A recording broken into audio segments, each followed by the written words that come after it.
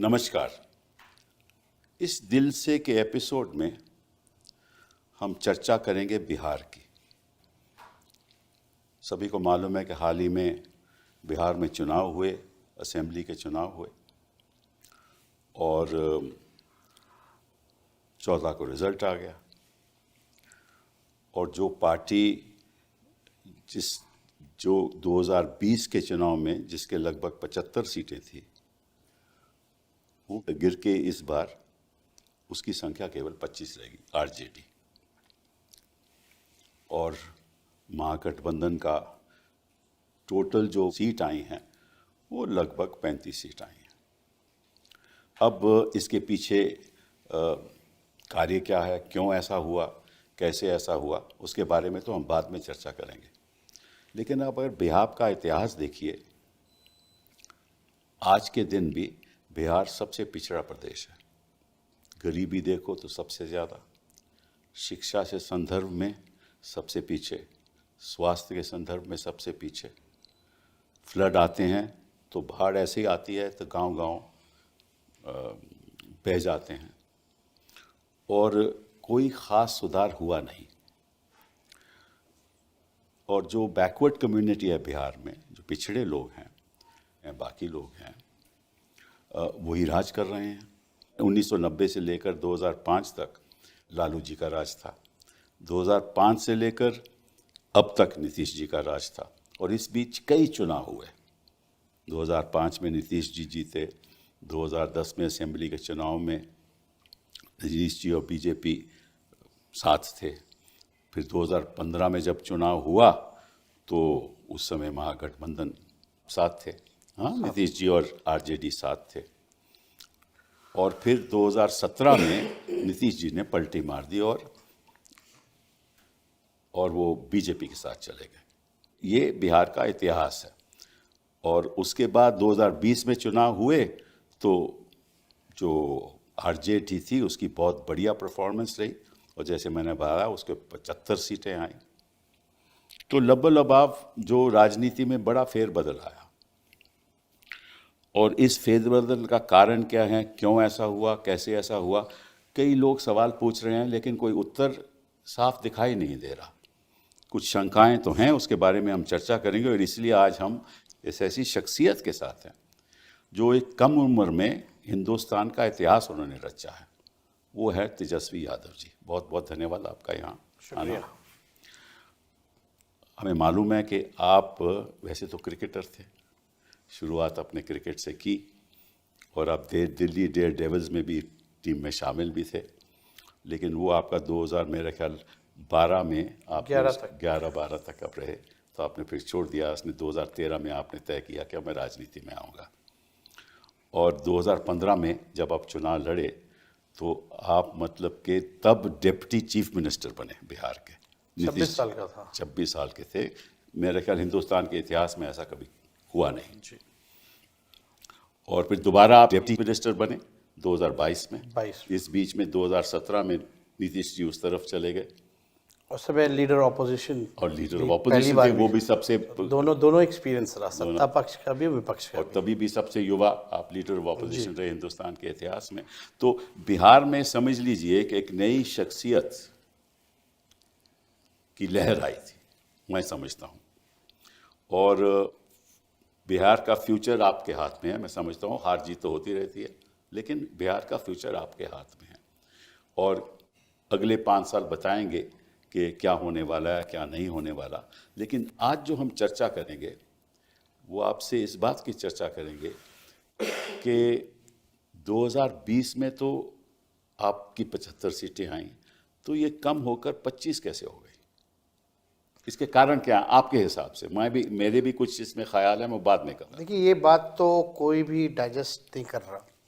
खास तौर पे बिहार की भी जनता से भी बात की जाए आज भी, तो उनको भी ये पच नहीं रहा बात। और मैं तो ये दावे के साथ भी कह रहा हूँ, जो बीजेपी के या जदयू के सत्ता पक्ष के जो विधायक भी चुनाव जीते हैं वो भी विश्वास नहीं कर रहे। अच्छा, देखिए, आपने जैसे पहले बिहार के बारे में जिक्र किया, बिहार सबसे गरीब राज्य है। बिहार में कोई उद्योग कारखाना नहीं है। सबसे ज़्यादा बेरोजगारी है और सबसे ज़्यादा पलायन है। और ख़ास तौर पर अगर बात की जाए शिक्षा स्वास्थ्य के बारे में तो सबसे फिसड्डी राज्यों में से है। लेकिन बिहार की एक खूबी भी है कि बिहार देश का सबसे युवा प्रदेश भी है। तो तकरीबन 60% जो है युवा हैं। जो असल बिहार का जो मुद्दा पूरे चुनाव में था या कोई भी सर्वेज वगैरह भी दिखाई बेरोजगारी का था, तो बेरोजगारी। बेरोजगारी का था। और पेपर लीक हो, बेरोजगारी हो, करप्शन हो, क्वालिटी ऑफ एजुकेशन की बात हो, शिक्षा की बात हो, पलायन की बात हो। बिहार में 3 कारणों से लोग बाहर जाते हैं: पढ़ाई, दवाई और कमाई। जी हाँ। ये 3 कारण हैं, मुख्य कारण हैं। लेकिन 20 साल नीतीश कुमार जी ने रूल किया और 11-12 साल नरेंद्र मोदी जी प्रधानमंत्री, डबल इंजन की सरकार, जी हाँ, एक शुगर मिल चालू नहीं करा पाए। ठीक बात है। और कभी भी इन लोगों के ज़ुबान से बेरोजगारी, रोजगार या सकारात्मक बात, पॉजिटिव बातें बिहार के बारे में कभी भी इन्होंने नहीं कहा। अभी भी प्रधानमंत्री आए तो कट्टे और किसकी किसकी बातें उन्होंने की। लेकिन 2020 में सबसे पहले हमने ये घोषणा की थी कि अगर हम मुख्यमंत्री बनते हैं तो पहले कैबिनेट मीटिंग में पहला कलम अगर मेरा चलेगा तो 10 लाख नौजवानों को सरकारी नौकरी देंगे। लोगों ने बढ़ चढ़ करके जो है हम लोगों को सपोर्ट किया और केवल डिफरेंस जो था 20 में वो 12,000 वोटों का था, हमारे अलायंस में और उनके अलायंस में। और सीटों की तुलना कीजिए तो 12-14 सीटों का फर्क, जी हाँ, 12,000 जी हाँ, जी हाँ। बड़ा। तो बिलो 1000 वोट्स जो है हम कई सीटें जो हैं हारे हैं।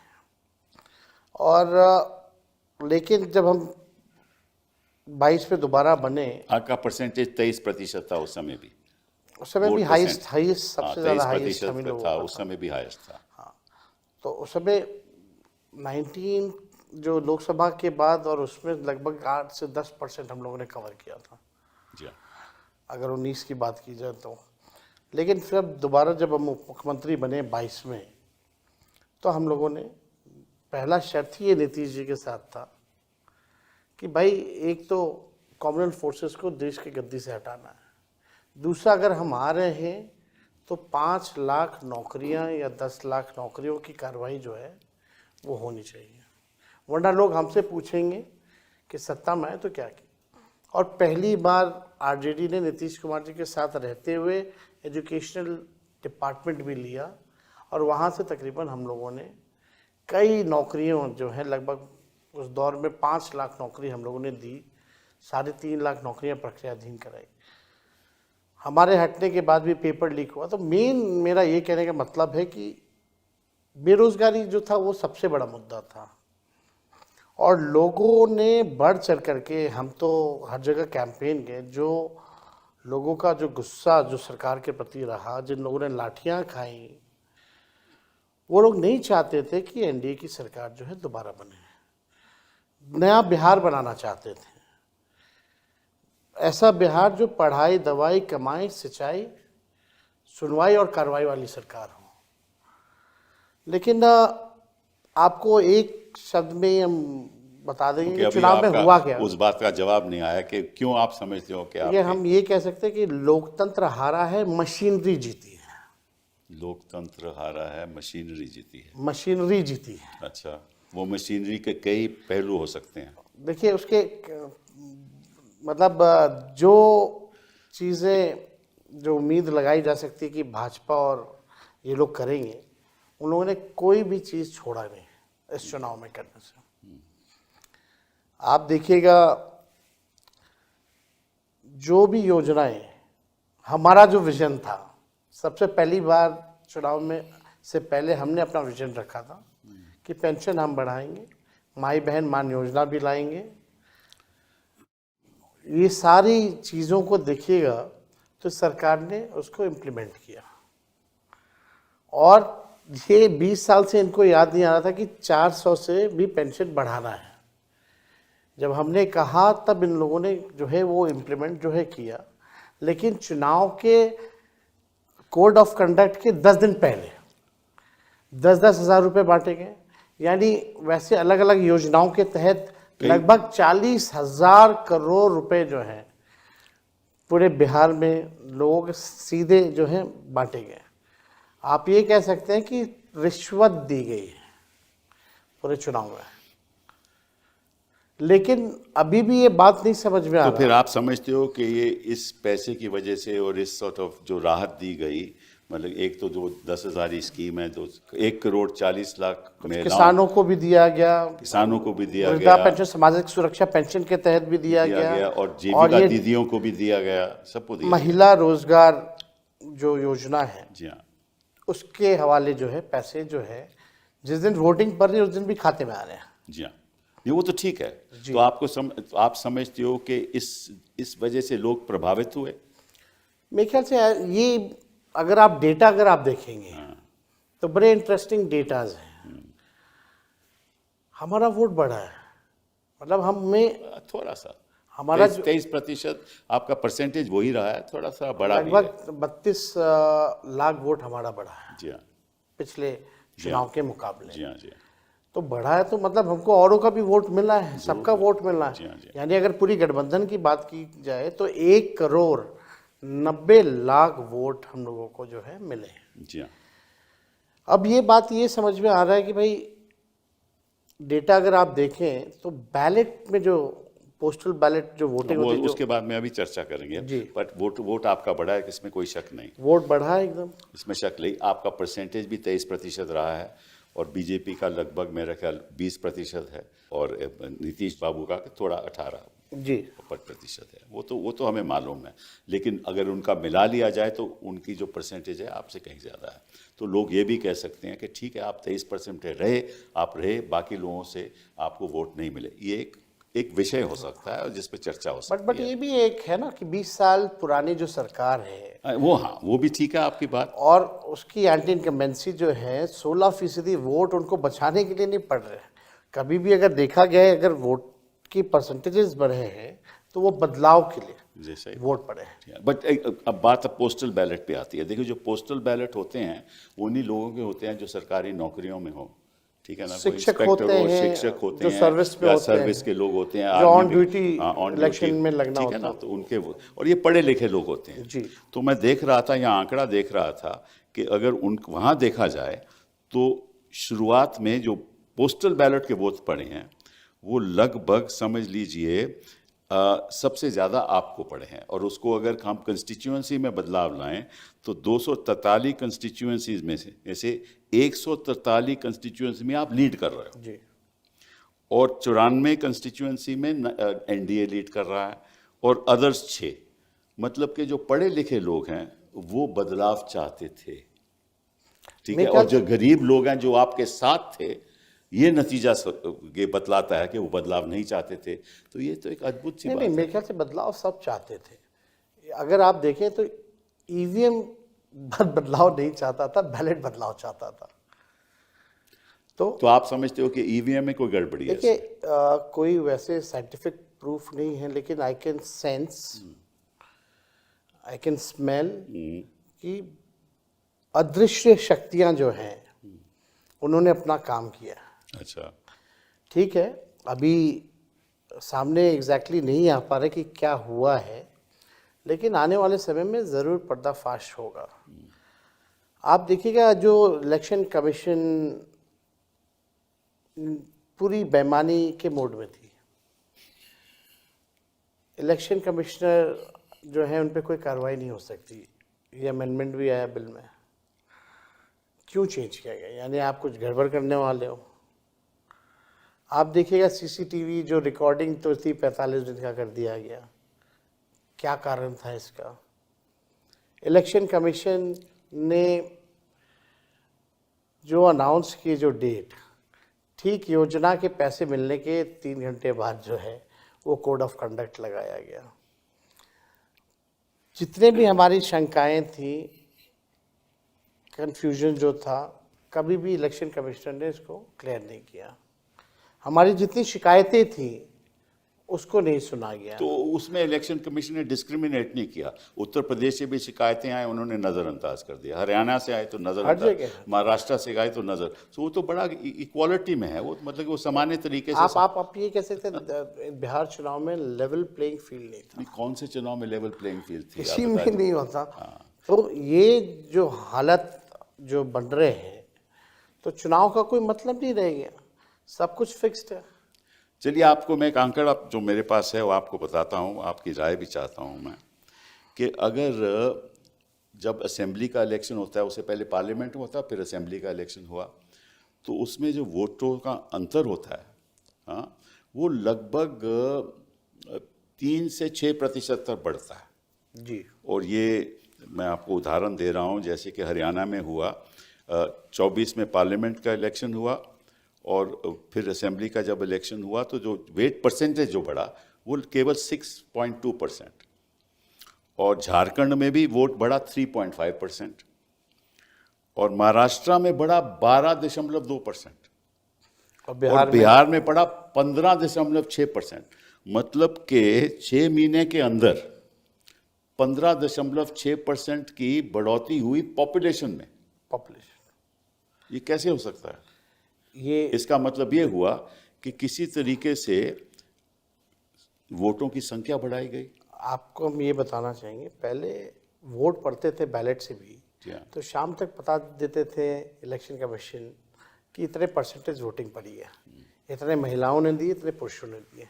इस बार तो महिला पुरुष का बताया ही नहीं, और उस दिन नहीं 2 दिन तक तो इन लोगों ने वोटिंग ही परसेंटेज नहीं बताया कि कितने वोट पड़े हैं एक्चुअली में।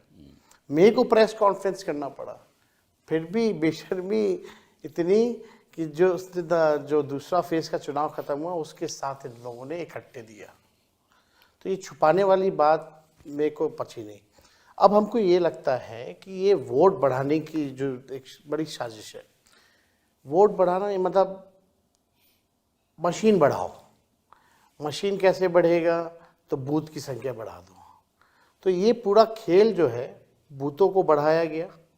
बूथ बढ़ेंगे तो स्वाभाविक रूप से मशीनें बढ़ेंगी, मशीनें बढ़ेंगी तो इनकी जो अभी तो हम कोई ऐसा एविडेंस नहीं ला सकते, but I can sense it कि कुछ गड़बड़ है, कि कुछ ना कुछ ये लोग करते हैं।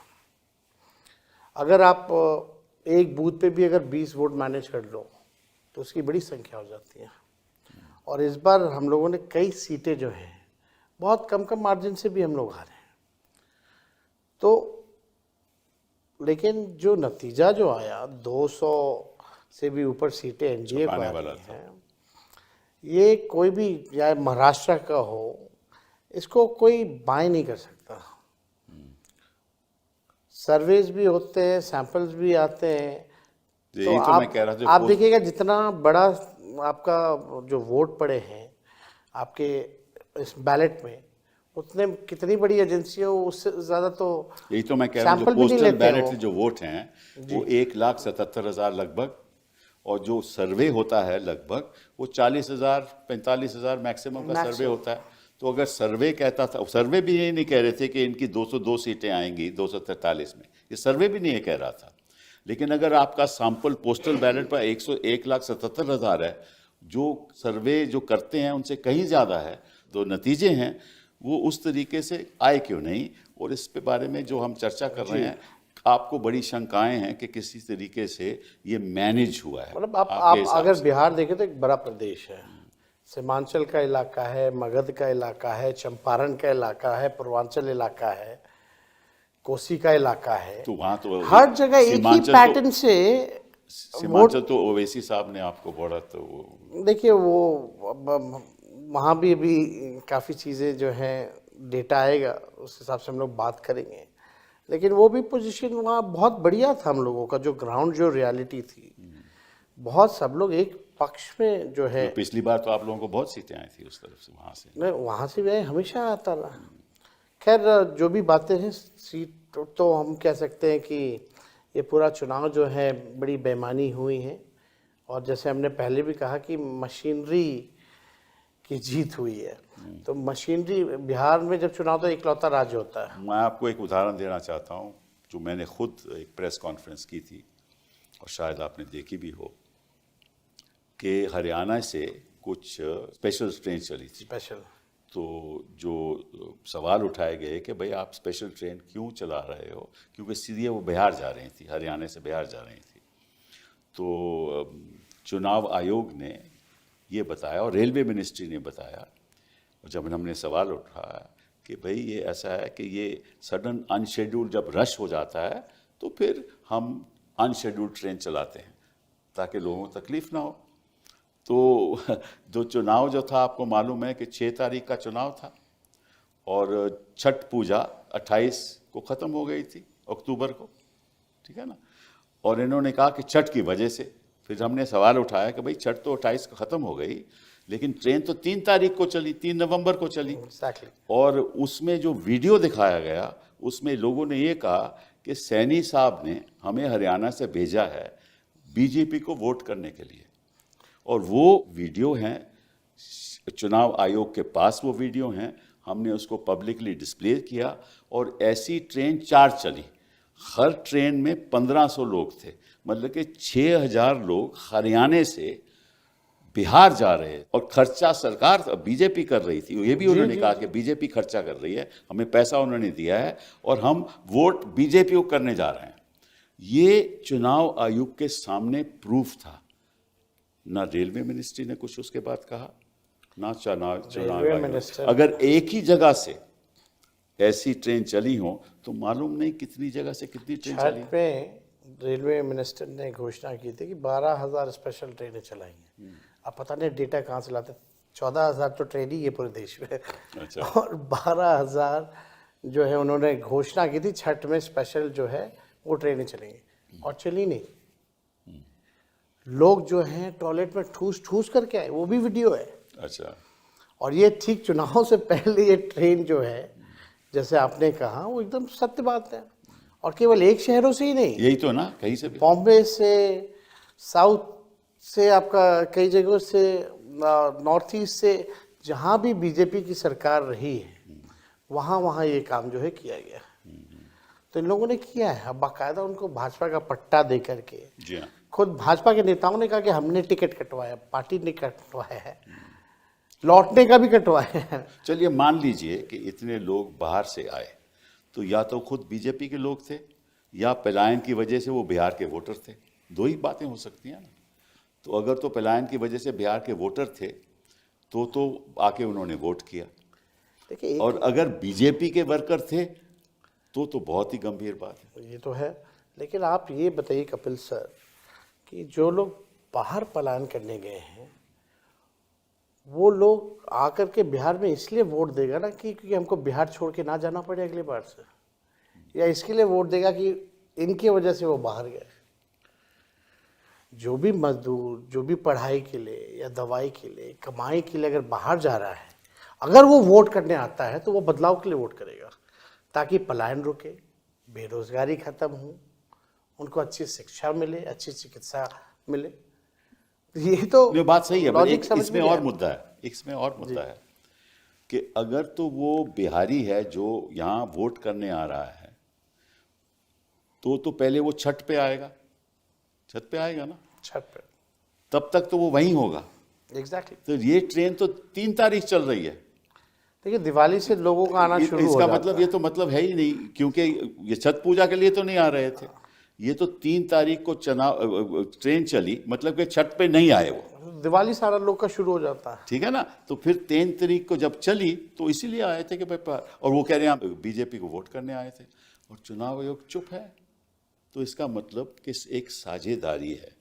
आपके हिसाब से क्या ये साझेदारी है, जैसे आपने कहा, चुनाव आयोग की, भाजपा की और सत्ता पक्ष के लोगों की, सबकी साझेदारी है? जितनी संवैधानिक संस्थाएं हैं सब आज के दिन में कॉम्प्रोमाइज हो रखे हैं। ये बात हम लोगों ने बार बार हर जगह कहा है। अल्टीमेटली ये देश पे लोकतंत्र को ख़त्म करके राजतंत्र लाना चाहते हैं। आरएसएस का एजेंडा ये लोग जो है लागू करना चाहते हैं। ये डेमोक्रेसी को एकदम ख़त्म करके संविधान को बदलना चाहते हैं। कुछ लोग कहते हैं, मुझे नहीं मालूम, मैं कुछ लोग कहते हैं कि प्रदेशों पे अगर ये हावी हो जाएं और अगर इनकी सरकारें बन जाएं तो निश्चित रूप से इनको 2/3 बहुमत मिलेगी ताकि संविधान बदल सके, और संविधान बदल लेंगे तो फिर ये कुछ भी कर सकते हैं।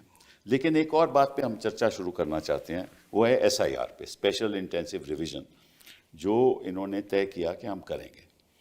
तो आपको मालूम है कि स्पेशल इंटेंसिव रिवीजन एक ऐसा रिवीजन होता है जो नए तरीके से वोटर की जानकारी पता चले, मतलब पुराने लिस्ट को अलग करके नया लिस्ट बनाया जाए।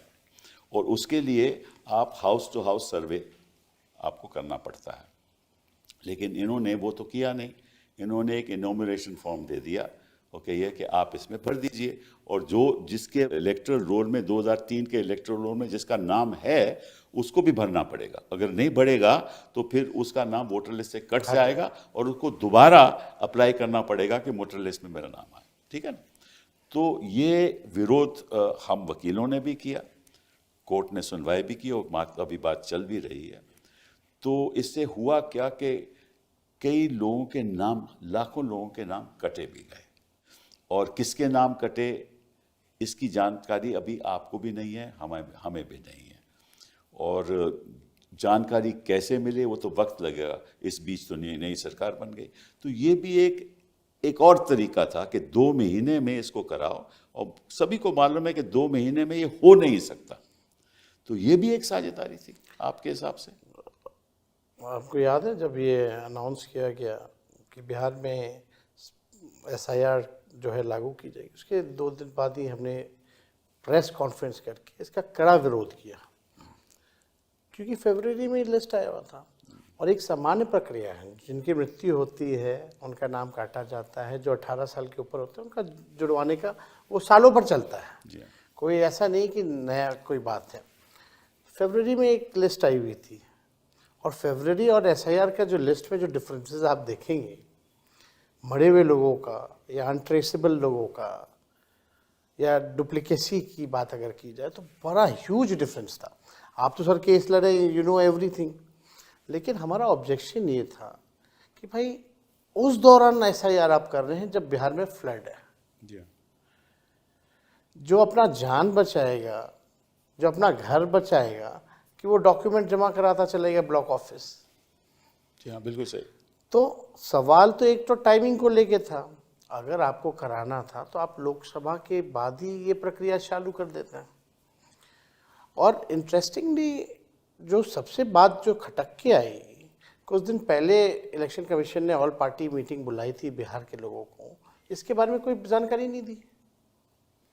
आप कम से कम पॉलिटिकल पार्टियों को लूप में ले लेते, डिस्कस कर लेते, और हम लोग भी सहयोग करते हैं। नहीं, 2 महीने में ऐसे की इतनी गहराई से कभी हो ही नहीं सकती। बिहार में ऐसे डॉक्यूमेंट जो SIR के लिए जो 11-12 जो डॉक्यूमेंट जो मांगे जा रहे थे 11-12, वो आप समझिए कि उनके पास है ही नहीं। कैसे होंगे? जो गरीब हैं। हाँ, वो कैसे होगा? गरीब के पास तो पासपोर्ट होगा नहीं। और जो गरीब आदमी है जिसके पास सरकारी नौकरी नहीं है तो उसका पेंशन का कोई वो नहीं होगा, कुछ भी नहीं होगा। तो ऐसे डॉक्यूमेंट मांगे। आप लोगों ने लड़ाई लड़ी तो कम से कम आधार कार्ड जो इंक्लूड हुआ। एक इंटरेस्टिंग बात बताऊं, बड़ी इंटरेस्टिंग बात है। 1919 में और 1935 में जो एक्ट बने, 1919 एक्ट और 1935, 1935 में, उसमें ये कहा गया कि इन लोगों को वोट देने का हक है। वो कौन लोग थे? जो सरकारी नौकरी में हैं, जिनको पेंशन मिलती है। और कौन लोग थे? जिनके पास घर है, मकान है। तो जो मतलब के एलिटिस्ट लोग थे, जिनके पास दस्तावेज से, उन्हीं को वोट देने का हक था। तो ये इन्होंने जब कहा कि आधार को हम नहीं मानेंगे, और ये जो उन्होंने कैटेगरीज दी कि पासपोर्ट वाले लोग, पासपोर्ट वाले तो वही लोग हैं जो बाहर जाते हैं, जिनके पास पैसा है। फिर पेंशन वाले लोग जो नौकरी में हैं। इंटरेस्टिंगली आधार को पहले लिंक किया गया था, इलेक्शन कमिशन ने किया था। I know that, duplicacy, but अभी तो विरोध कर रहे थे ना कि आधार फिर बाद में आधार को मानते नहीं है। मतलब कि जो प्रक्रिया इंडिपेंडेंस से पहले चली आ रही थी कि किन किन लोगों को हक है वोट करने का, वही इंडिपेंडेंस के बाद बिहार में 2025 में हो रहा था। हमने विरोध किया कि बिल्कुल गलत है। ये इंक्लूसिव होना चाहिए। देखिए, इलेक्शन कमीशन का रवैया होना चाहिए कि जितने वोटर ज़्यादा हो उतनी अच्छी बात है। क्योंकि आपको मालूम है, जब गृह मंत्री जी बिहार में पहली बार गए तो उन्होंने क्या कहा कि हम तो ये चाहते हैं कि ऐसा हो, रिवीजन हो, ताकि जो घुसपैठिए हैं एग्जैक्टली जो आए हैं बिहार में उनका वोटर लिस्ट में नाम नहीं होना चाहिए। तो आप बताइए कि इसी एक घुसपैठिए का आपका नाम पता चला? वो तो इलेक्शन कमीशन ने कहीं कैटेगरी में भी नहीं रखा था, नहीं रखा ना। तो और ये ना ही फिर कुछ था। आप देखिए कि इससे पहले भी झारखंड का चुनाव हुआ, जी हाँ, वहां भी घुसपैठिया ही मुद्दा उठाया गया। बिल्कुल बिल्कुल। अब वहां क्या खत्म हो गए? हाँ, अब अमित शाह मोदी जी का ध्यान उधर नहीं जा रहा। करेक्ट। अब बिहार में चुनाव है तो घुसपैठियों की बात की जा रही है।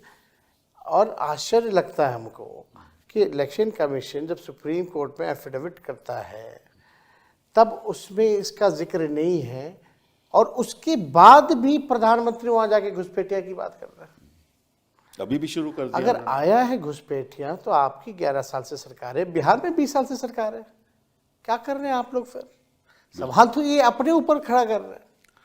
लेकिन इनका तो पुराना ओल्ड फॉर्मूला है, डिवाइड एंड रूल, जो अंग्रेज़ों का था कि आप हिंदू मुसलमान करो, नफ़रत की भाषा इस्तेमाल करो, आप जो है लोगों में, समाज में तनाव का वातावरण पैदा करो। जो मूल प्रश्न है, जो एजेंडा है, पढ़ाई, दवाई, कमाई, सिंचाई, शिक्षा, स्वास्थ्य, सारी चीज़ें, ये सब अलग करो और हिंदू मुसलमान का माहौल बनाओ।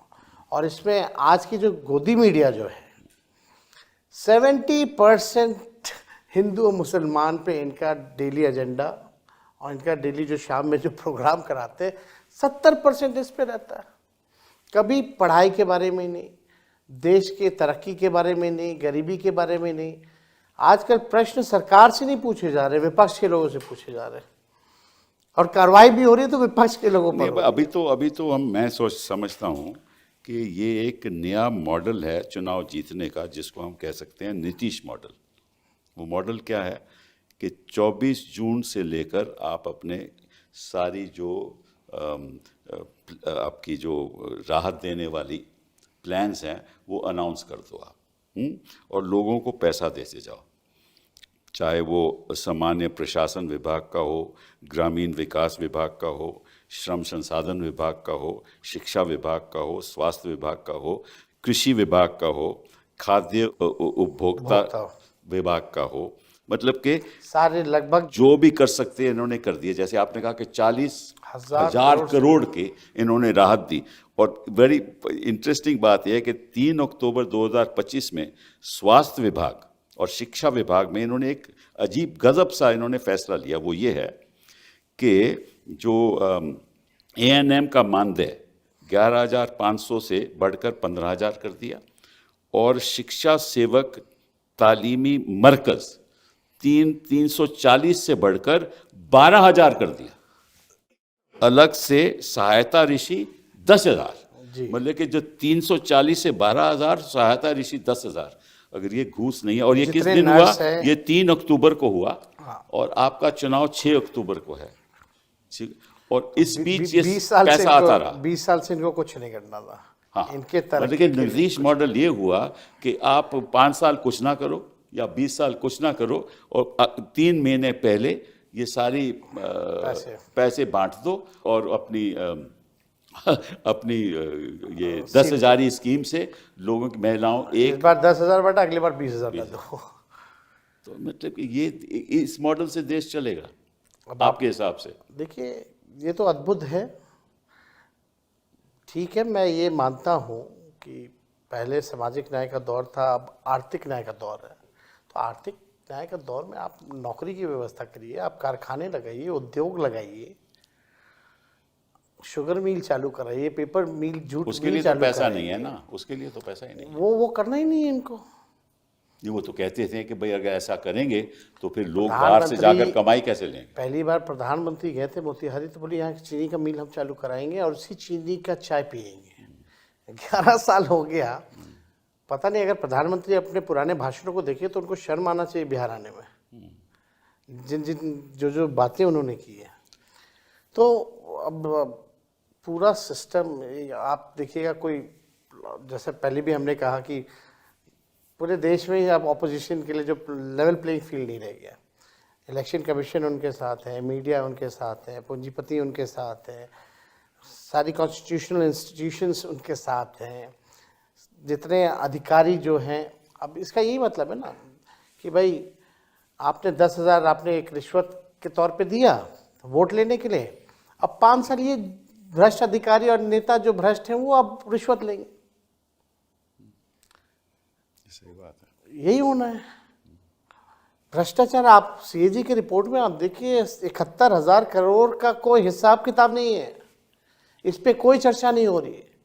कितने बार हमने लक्ष्य सदन तो ये है में, कि चुनाव जीतना है। मीडिया में इस बातों को हम लोगों ने उठाया। मीडिया कुछ जो नहीं सृजन घोटाला हुआ, ऐसा घोटाला पूरे देश में नहीं हुआ है।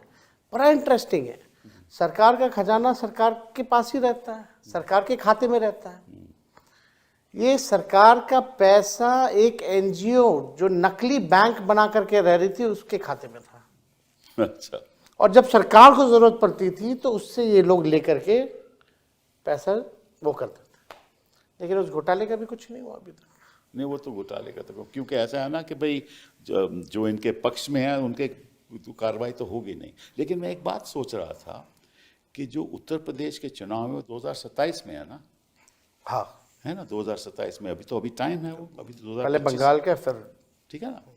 तो उसका जो इंटेंसिव रिवीजन है वो अभी क्यों हो रहा है? क्योंकि उसके लिए तो अभी आपको 6 महीने 8 महीने भी आप कर सकते हो, तो उसका आप 2 महीने में क्यों कर रहे हो? इसके पीछे तो कुछ होगा नहीं, कुछ सोच ना होगी कुछ ना ये लोग कि जल्द से जल्द किया जाए। नए नए चीज़ें जो हैं ये लोग कुछ ना कुछ सोचते रहते हैं, कर रहे होंगे।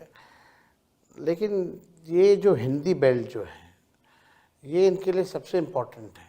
यूपी, बिहार और आपका बंगाल का जो इलाका है, ये बिहार में आज तक भाजपा अपने बल पे नहीं आई है, तो बिहार तो इनके लिए एकदम टारगेट था ही था। जी हाँ।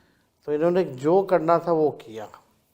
अभी अगला बंगाल है, बंगाल में भी इसकी जो है शुरुआत की जाएगी।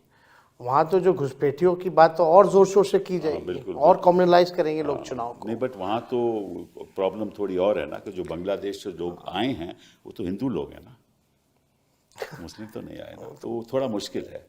तभी तो ममता जी ने ये बात कही है। लेकिन इस बात को छोड़िए, एक और बात जो आई थिंक जनता को मालूम भी है, चुनाव आयोग को भी मालूम है, कि जब ये पत्रकार लोग वहाँ जा रहे थे, वहाँ जब बीएलओ से बातें हो रही थी, तो बीएलओ तो खुद ब खुद इन्यूमरेशन फॉर्म बिना हस्ताक्षर के, तो आपके वो जो पत्रकार जो हैं, हाँ करेक्ट, उन्होंने हजारों ऐसे वीडियो दिखाए उन्होंने, हजारों वीडियो दिखाए और उसमें ये कोई दिखाने पे उन पे मुकदमा भी हुआ, हाँ करेक्ट, और कोई कार्रवाई नहीं हुई। कोई कार्रवाई नहीं।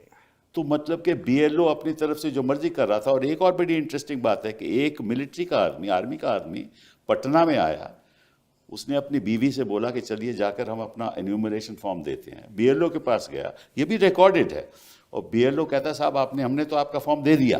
उसने बोला कैसा दिया? इसलिए हमने दस्तखत कर दिए। तो आपने कैसे किए मेरे दस्तखत? हमने कर दिए। तो उसने बोला अच्छा फिर हम हल्फिया बयान लिखाओ। तो उसने हल्फिया बयान लिखाया और वो दस्तावेज अभी वीडियो में हैं। तो ऐसी ऐसी बातें तो हो रही बहुत हो रही थी। और इस और पे आपको मतलब भी कि पता है, ना कोर्ट का ही कोर्ट कार्रवाई। में जो राघोपुर के जिन लोगों को मृत घोषित कर दिया गया जी था, हाँ बिल्कुल, हम लोगों ने जो 10-12 लोग कोर्ट थे में उनको पेश हम लोगों किए। ने भेजा था, आप लोग सब लोगों के पेश सामने। किए गए। तो ये तो स्थिति थी। फिर भी इतना हंगामा हो रहा है, हर चीज़ हो रहा है, एक बार भी इलेक्शन कमिश्नर सामने आके डाउट या कंफ्यूजन जो है क्लेम नहीं। चलिए ये तो हो गई डाउट की बात। अब थोड़ा मुश्किल सवाल भी, आपका जो महागठबंधन, इसमें भी बड़ी लोगों को दुख था कि एक स्तर से बात नहीं हो रही, और आपकी सीट की जो होना चाहिए था, पहले होना चाहिए था, वो आखिर तक आप लोग झगड़ा कर रहे थे। तो क्या प्रॉब्लम क्या थी? देखिए तो झगड़ा, इससे भी बड़ा अच्छा मैसेज नहीं गया। देखिए मेरा साफ मानना ये रहता है, विनेबिलिटी देखनी होती है। विनेबिलिटी को ही देखते हुए आप डिसीजन लीजिए। अगर आप एक जगह मजबूत हैं, आप वहाँ लड़िए। हम जहाँ मजबूत होंगे हम लड़ेंगे। लेकिन हर पार्टियां चाहती हैं कि भाई ज़्यादा से ज़्यादा सीटें जो हैं वो लोग लड़ें, और ये पॉसिबल नहीं हो पाता। और जो महागठबंधन जो बिहार में बेसिकली आप देखें तो वहाँ 6-7 पार्टियां थी, जी हाँ। नंबर भी ह्यूज थे, वो भी टाइम टेकिंग प्रोसेस था। 3-4 पार्टी यहाँ चाहती थी भाई एक सीट पे, आपको उनका भी शुरुआत इंटरेस्ट था। पहले कर देनी चाहिए थी, क्योंकि नहीं, आखिर तक क्यों छोड़ा आप लोगों हम ने? लोगों ने बाकायदा हर चीज़ की शुरुआत की थी, लेकिन कुछ जो सीटें जो 8-10 जो सीटें थी वो फ्रेंडली फाइट में भी थोड़ी वो प्रॉब्लम आ गई। फ्रेंडली फाइट हम लोग जो है वो हम लोग लड़े। हालांकि ये तो हर दूसरी तरफ एनडीए में भी बहुत ही इसकी खिचपिच हुई। उनके लीडर्स ने तो खुल करके ट्वीट भी किया कि हम संतुष्ट नहीं हैं, हमारे साथ नाइंसाफ़ी हुई है, ये भी क्या, लेकिन लोग साथ में थे। फिर अल्टीमेटली ये इतना बड़ा मुद्दा नहीं है। मुद्दा फिर भी ये है कि अगर हम बैलेट में 143 सीट जीत रहे हैं तो मशीन में जाकर के वो ट्रेंड कैसे चेंज हो जाना, उल्टा ऑपोजिट कैसे हो जाना। मतलब पढ़े लिखे लोग आपको वोट दे रहे हैं तो गरीब लोग आपसे मतलब कि नाराज हैं, यही हुआ ना? सबसे ज़्यादा सरकार में तो गरीब परेशान है, जी हाँ। लाचार है। शराबबंदी के नाम पे आपको हम बताना चाहते हैं, इंटरेस्टिंग डेटा है, 9 लाख जो है मुकदमे हुए हैं, 9 लाख में से लगभग 14 लाख लोग जेल में हैं, और 99% शेड्यूल्ड कास्ट ईबीसी कम्युनिटी के लोग हैं। जी हाँ, करेक्ट, ये बात सही है आपकी। तो इतने लोग परेशान हैं। आप अगर 14 लाख लोग जेल में हैं तो इक्वल अगर 5 से गुना कीजिए, अगर इस कम्युनिटी के लोग भी जो भोगी रहा है इनका, वो भी जाकर इनको कैसे वोट देगा? चलो दूसरा मुश्किल सवाल वो ये है, ये कहते हैं कि साहब ऐसा है कि जब प्रचार हो रहा था तो लोग कह रहे थे कि हम वो वापस जंगल राज नहीं लाना चाहते, ये कह रहे थे लोग। हाँ, मतलब कि वो देखिए, वो तो शुरू से कभी भी केवल जंगल राज मतलब कि और परिवारवाद। हाँ, उनको पासवान जी के परिवार चिराग हैं, उनके जीजा जी हैं, एक जीजा जी आयोग में हैं, उनके सब लोग जो हैं चाचा से लेकर के सब लोग जो हैं वो तो बड़े काबिल लोग हैं ना। वो तो मांझी जी के परिवार। इंटरेस्टिंगली आपको हम बता देते हैं, अभी ओथ हुआ बिहार में मंत्रियों का, जो ना एमएलसी है ना एमएलए है वो ओथ ले रहा है। भाई वो कौन है? तो उपेंद्र कुशवाहा जी का बेटा है। अच्छा। पत्नी एमएलए है, बेटा चुनाव लड़ा नहीं, ना एमएलसी है, फिर भी मंत्री बनाया गया। तो तो अगर आप देखेंगे तो 60-70% मंत्रिमंडल जो उनका परिवारवादी है। और जितने लोग जीत करके आए हैं, भाजपा ने जो टिकट डिस्ट्रीब्यूशन की है केवल परिवार के लोगों को की है। और आप लीडर उभर के आए हैं और आप पे ऊपर आरोप परिवारवाद का। मेरे अलावा तो और कोई परिवार का कोई लोग व्यक्ति चुनाव नहीं लड़ा इस बार, जी हाँ, केवल हम ही लड़े। खैर वो भी बात नहीं है, लेकिन आप देखिएगा जंगल राज की बात करते हैं तो there has to be some base, है ना। अगर हम डिबेट करें तो आप आंकड़ों से डिबेट कर सकते हैं इफ़ यू हैव डेटा। तो एनसीआरबी के जो डेटा कहते हैं कि 2005 से लगातार जो है क्राइम बढ़े, 70,000 तो 20 सालों में हत्याएं हुई हैं। नहीं, अगर जंगल राज था, 70,000 चलिए मान भी दीजिए जंगल राज था, तो 2020 में आपको 75 सीटें कैसे मिली? हमेशा सिंगल लार्जेस्ट पार्टी रहा। ठीक है ना, तो अगर तब भी तो जंगल राज था, ऐसा तो नहीं कि 2025 में ही जंगल राज रहा, 2020 में भी था देन, फिर आपको 75 सीटें कैसे मिली? ये देखिए, जनता ये बाय नहीं करती है, ये जंगल राज ये वो, ये बेकार की बात है। हम भी सरकार में थे ना, हम भी मुख्यमंत्री बने, कौन सा ऐसा माहौल खराब हो गया कि महिलाएं घर से नहीं निकलती थी? सही बात है। हम भी राज्य के तब तो आप 5-5 पोर्टफोलियो था तो मेरे आप पास। ठीक ठाक थे, उनके साथ आप सरकार चला रहे थे, डिप्टी चीफ मिनिस्टर थे, कोई जब मेरे पे केस मुकदमा था तो नीतीश जी ने कहा कि इस पे फर्जी केस है। करेक्ट, बट 2017 में आपका लैंड फॉर जॉब्स आपके खिलाफ हो गया, जब उन्होंने पलटी मार दी। बिहार में पलटी बोलते हैं, इसलिए मैं कोई ऐसी बात नहीं कर रहा, तो बिहारी अल्फाज इस्तेमाल कर रहा हूँ। उन्होंने जब पलटी मारी तो तुरंत आपके खिलाफ केस हो गया लैंड फॉर जॉब्स। फिर कोई उसके बाद कुछ नहीं हुआ। एक बार दोबारा जब हुआ तो फिर वही केस पे कोर्ट कहने लगा कि आप आइए, आप हाजिरी भरिए, जब चुनाव था। ये तीनों केसेस इंक्वायर्ड होकर के क्लोज हो चुके हैं। फिर भी बार बार ये किया जा रहा है। देखिए ठीक है, तंग कर सकते हैं, और क्या, मशीनरी का मतलब दुरुपयोग कि कर सकते अदालतों का इस्तेमाल करो, पैसे का इस्तेमाल करो, हाँ, और मतलब कि हैं। ब्यूरोक्रेसी भी आप और अपने हिसाब ब्यूरोक्रेसी से का इस्तेमाल इस्तेमाल करो, उन्हीं लोगों को मीडिया बैठाओ जो मीडिया का इस्तेमाल करो, उद्योगपतियों का इस्तेमाल करो, हाँ, और षड्यंत्र कुछ भी अपनाओ, क्योंकि लक्ष्य यह है कि चुनाव जीतना। बाबाओं का भी इस्तेमाल करो। जितने इनके जो लोग हैं वो भी नहीं छोड़ते ना ये। जी हाँ। खैर इनका अपना काम है, तानाशाही ठीक है, कुछ दिन और चलेगी, लेकिन ये हमेशा चलने वाला नहीं है। और हम जैसे नौजवानों को जो है खड़े रहना पड़ेगा। इनके डराने धमकाने से डरना नहीं होगा, इनके लालच देने पे हम लोगों को लालची नहीं बनना पड़ेगा, बल्कि हम लोगों की जिम्मेवारी है इस देश के लोकतंत्र और संविधान की रक्षा करने के लिए। ये कुछ भी करेंगे, हमारे नेता लालू जी ना झुके, ना ये पार्टी कभी बीजेपी के साथ कॉम्प्रोमाइज़ किया, ना तेजस्वी कभी कॉम्प्रोमाइज़ करेगा। हम लोग लड़ने वाले लोग हैं, जीतता वही है जो लड़ता है।